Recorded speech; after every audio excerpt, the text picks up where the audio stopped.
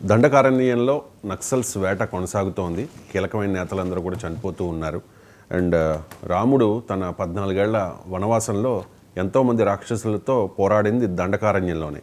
So దండకారణ్యంలో రాముడు చేసిన యుద్ధాన్ని ఈ నక్సల్స్ వేటని పోల్చవచ్చా?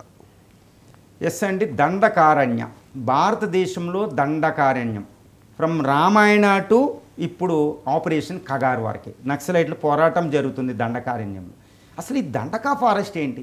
రామాయణ కాలంలో ఎలా ఉందో డార్క్ ఎరాలు ఇప్పటికీ అది డార్క్ ఎరాయే. ఏంటి ఈ దండకారణ్యం అంటే, అసలు రామాయణంలో దండకారణ్యం ఎక్కడ వచ్చింది? ఇప్పుడు ప్రస్తుతం నక్సల్స్లో దండకారణ్యం వచ్చింది. అప్పుడు రాక్షసులు దాక్కునేవారు, ఇప్పుడు నక్సల్స్ దాక్కుంటున్నారు. వాళ్ళు రాక్షసులు లాంటి నక్సలిజం ఇప్పుడు అక్కడ ఉంది. ఎందుకు ఇలా ఉంది? రాముడే పవిత్రం చేయడానికి ట్రై చేశాడు దండకారణ్యం. అది ఒక పవిత్రమైన స్థలం అండి. దాన్ని కర్సల్ ల్యాండ్గా చూడకూడదు. ఇప్పటికీ ఒక కర్సల్ ల్యాండ్గా ఉంది. అసలు ప్రపంచంలోనే అత్యున్నతమైన వనరులు ఉంది. భారతదేశాన్ని ఇంకొక మెట్టుకు తీసుకెళ్లి సూపర్ పవర్గా మార్చే శక్తి వనరులు దండకారణ్యంలో ఉంది. ఎందుకు ఈ పరిస్థితి రామాయణ నుంచి నక్సల్స్ వరకు 2025 వరకు అంటే, ఫస్ట్ దండకారణ్యం అంటే ఏంటో చూద్దాం. అసలు దండకారణ్య ఇది ఎక్కడ ఉంది అంటే, సుమారు 1,00,000 చదరపు కిలోమీటర్ల ప్రాంతం, ముఖ్యంగా కోర్ దండకారణ్య ఏరియా. కానీ ఇది ఎక్కడుందంటే, ప్రస్తుతం ఆంధ్రప్రదేశ్ ఈ భద్రాచలం నుంచి మన్యం, ఈస్ట్ గోదావరి నుంచి ఇటు తెలంగాణ, ఇటు ఈ మన్యం అంతా కలిపి ఖమ్మం జిల్లా ఇవంతా కలిపి, ఇటు మహారాష్ట్ర నాసిక్ నుండి, అటు మధ్యప్రదేశ్ నర్మదా రివర్ నుండి, అటు ఉత్తరప్రదేశ్ చిత్రకూట్, రాముడు వచ్చిన చిత్రకూట్ నుండి, ఇటు బీహార్ ప్రాంతం నుంచి వెస్ట్ బెంగాల్ పురీలియా వరకు ఇదంతా దండక. అంటే ఎన్ని స్టేట్లు ఉన్నాయండి? కోర్ ఏరియా ఉండేది ఛత్తీస్గఢ్, జార్ఖండ్, ఈ తెలంగాణ, ఇవన్నీ కోర్ ఏరియా. ఒడిస్సా, ఇది దండకారణ్య. ఇక్కడ ఎక్కువ పర్వత ప్రాంతాలు ఉంటాయి, ఈస్టర్న్ ఘాట్స్ అనేది అన్ని. తర్వాత గోదావరి ఉపనదులు ఉంటాయి, మహానది ఉంటుంది, నర్మదా రివర్ ఉంటుంది, కృష్ణ అనేది ఇది ఉంటుంది. ఇన్ని నదులు, అద్భుతమైన వర్ష ప్రాంతం, మొత్తం పర్వత ప్రాంతం అడవులతో దట్టంగా ఉంటుందన్నమాట. ఎక్కువగా ఇక్కడ ట్రైబల్ పాపులేషన్ నివసిస్తారు. ఎంతోమంది బిల్స్ అని ఎన్నో వందలాది ట్రైబల్ గ్రూప్స్ ఉన్నాయి, ఎక్కువ గిరిజన పాపులేషన్. ఇది దండక. కానీ దండక అనేది భారతదేశానికి ఎందుకు విశిష్టత అంటే, భారతదేశంలో ఉన్న బొగ్గు వనరులో 95% దండక ఫారెస్ట్లో దగ్గర చుట్టుపక్కల ఉన్నాయి. ఐరన్ ఓర్ రిసోర్సెస్లో 90%, అంటే 85% వరకు ఐరన్ ఓర్ రిసోర్సెస్ అక్కడ ఉన్నాయి. ఇనుప ఖనిజ వనరులు, నీటి వనరులు, సారవంతమైన నేల, తర్వాత మాంగనీసలు అంటే ఖనిజాలు, సుమారు 100 రకాల ఖనిజాలు లభిస్తాయి.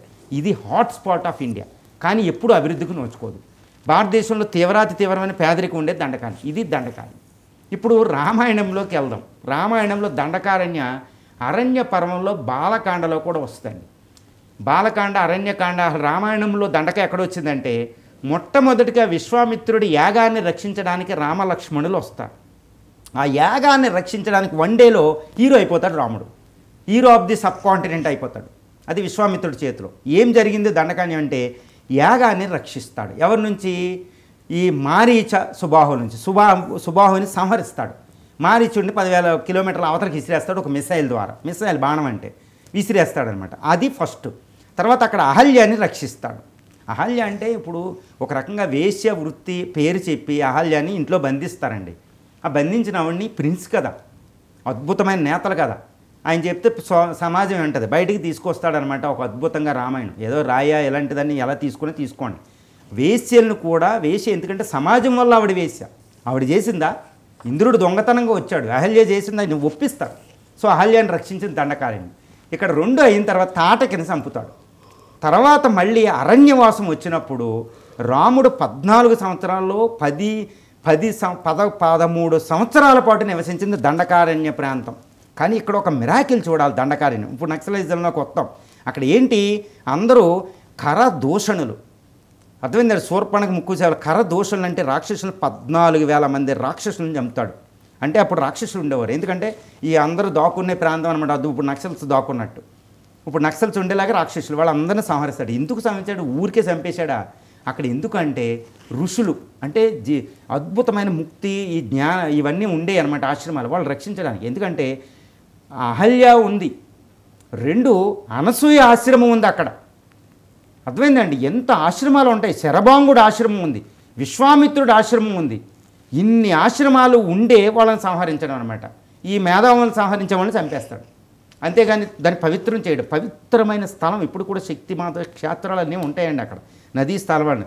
చిత్రకూట మీకు తెలుసు, చిత్రకూటలో నివసిస్తాడు. నాసిక్ త్రయంబకం దగ్గర నివసిస్తాడు, గోదావరి పుట్టిన ప్రాంతం. మహానది తిరుగుతాడు, ఖమ్మం డిస్ట్రిక్ట్ వెళ్తాడు, భద్రాచలం వస్తాడు రాముడు. సో ఇది ఇప్పుడు వద్దాం, అలా పవిత్రం చేశాడు. అప్పుడున్న రాక్షసులంటే అంటే దుర్మార్గులని అర్థం అనమాట. ఇప్పుడు నక్సల్స్ సమాజానికి పట్టిన పీడ. మన ప్రజాస్వామ్యం రాజ్యాంగ వ్యవస్థను తుపాకీ కొట్టడం ద్వారా కూల్చేస్తారంట. వాళ్ళు ఎక్కడా దోకోలేరు. ఈ దండకారణ్యాలు రాక్షసులే దోకోవడానికి వీలు ఉంటుంది కదా, పర్వత ప్రాంతం ఇవన్నీ.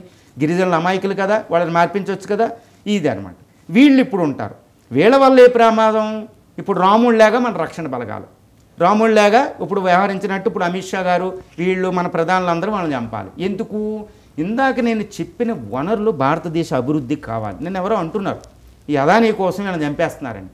అది ఎలా కుదురుద్దండి? ఈ ఎంఎన్సీ కంపెనీలు పక్కన పెట్టండి, నేను సపోర్ట్ చేశాను అని కాదు. ఈరోజు మీరు రిలయన్స్ దగ్గరికి వెళ్ళి లేదా అదానీ గారి దగ్గరికి వెళ్ళి ఒక 100 కోట్లు అడిగారనుకోండి, వాళ్ళ దగ్గర డబ్బులు ఉండవు. కానీ ఒక పొలిటీషియన్, బ్లాక్ మనీ సంపాదించే పొలిటీషియన్ దగ్గరికి వెళ్తే వాళ్ళు 800 కోట్లని ఇస్తారు మీకు, వాళ్ళ డబ్బులు వాళ్ళ దగ్గరే ఉంటాయి. కాబట్టి ఈ అదానీ వీళ్ళ డబ్బులు వాళ్ళ చేతిలో ఉండవండి, మార్కెట్లో తిరుగుతూ ఉంటాయి, ఎంప్లాయ్మెంట్ క్రియేట్ చేస్తాయి, కాకపోతే పేరుగా వాళ్ళ చేతిలో ఉంటాయి. ఇది ఒకటి గ్రహించాలి. ఇది ప్రపంచీకరణ.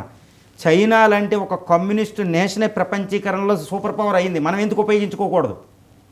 ఈ విషయాన్ని చాలా డిస్కషన్ వచ్చినప్పుడు వేరే దాంట్లో ఇప్పుడు నక్సల్స్ అనేవాళ్ళు ఈ రీసోర్సెస్ 90% కోల్ రీసోర్సెస్, బొగ్గు వనరులని, 85% ఇనుప వనరులని, ఇనుప ఖనిజాన్ని, మన ప్రాజెక్టులు కట్టే నీటి వనరులన్నింటిని, ఒకే 1,00,000 చదరపు కిలోమీటర్ల ప్రాంతంలో ఉన్న గిరిజనుల జీవితాన్ని అన్నింటినీ వాళ్ళు అదుపులో పెట్టుకున్నారు.